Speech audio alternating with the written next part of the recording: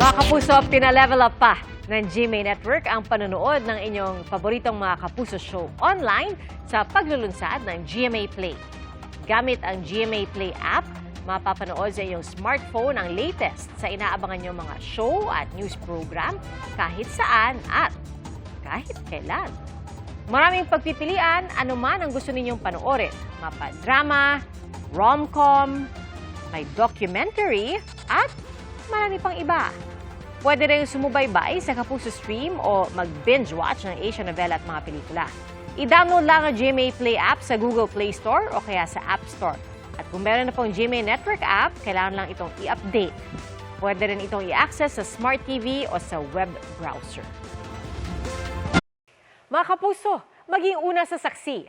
Mag-subscribe sa GMA Integrated News sa YouTube para sa iba't ibang balita.